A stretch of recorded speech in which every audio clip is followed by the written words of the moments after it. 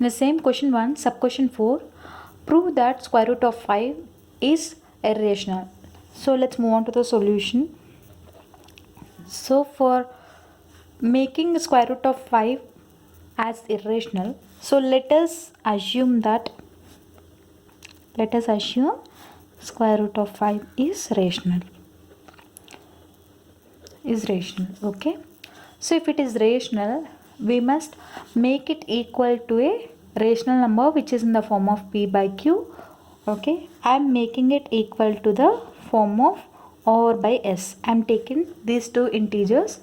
I am making it equal to this integers r and s. R and s are integers where s is not equals to 0, r, s or integers. Okay, r, s or integers and s not equals to 0. And here r and s have a common factor. When we divide these two integers with the common factor, we'll get a by b. Okay, let me explain this with an example. So here for suppose 20 divided by 25. Let r be 20 and s be 25. So both are divided by what? Both are divided by 5 table. 5 4s are 20 and 5 5s are 25. So we'll get 4 by 5. So here in this case 20 is r and 25 is s and 4 is a and 5 is b. So here what is the common factor? Common factor is 5 table. Understood? 5 number is the common factor and 4 and 5 is the a by b, 20 by 25 is the r and s.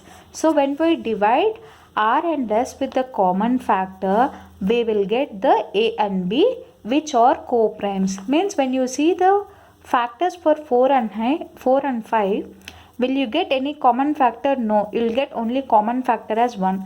So this is 2 into 2 into 1, this is 5 into 1. So in the both two numbers, only 1 is the common factor, which means that any two numbers having only 1 as common factor are called co-primes. Then these two numbers can be called as co-primes. Okay, here we got a and b. So making it equal to square root of 5 where a comma b are co-primes. Understood? So I did this where a and b are co-primes. Okay, after doing this, square root of 5 equals to a by b. So I am moving b to the left hand side. How much it will be? A is equals to square root of b. Understood?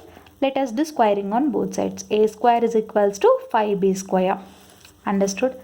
Okay, here a square is equals to 5b square. We know that as per theorem 1.6, if p divides, as per theorem 1.6, if p divides a square, then p divides a. Okay, we have learned this in the theorem. I will provide you the link in the description also. So applying the same theorem here also, if 5 divides a square, then 5 divides a. Okay, so let us make a note for this.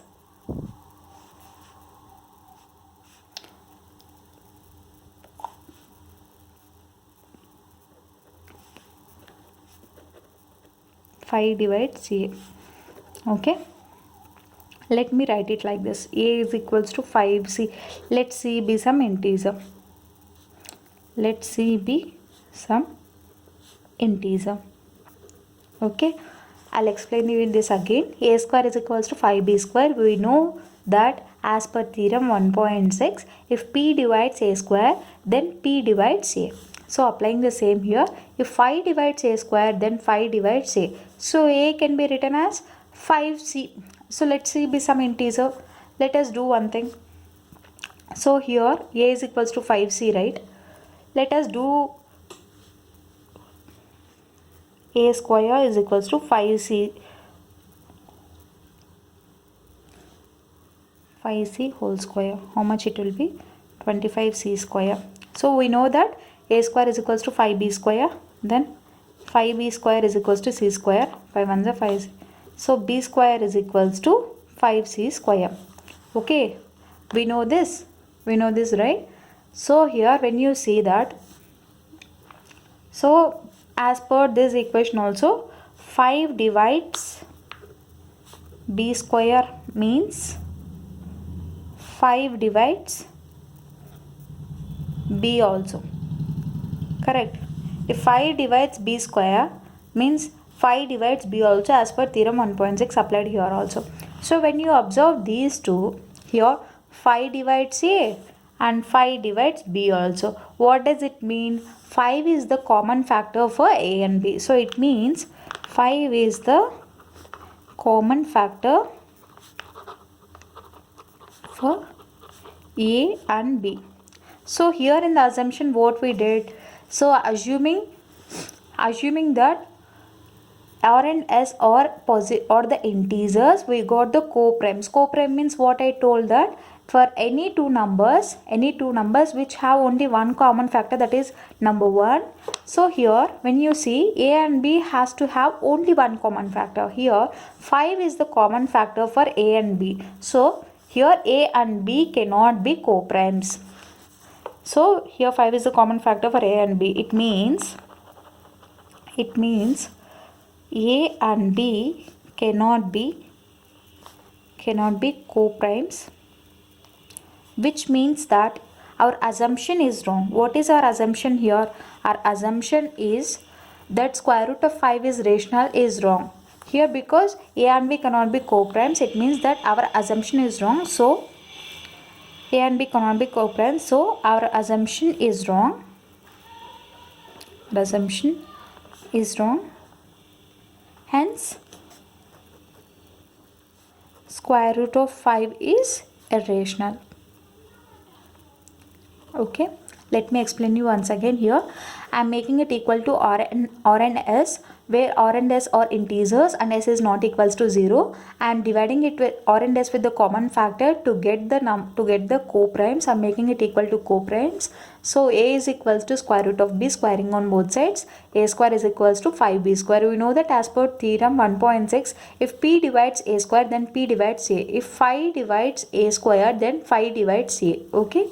After that, if 5 divides A can be written as 5 into C. Let's see B some integer, squaring on both sides. What will get? A square is equals to 25C square.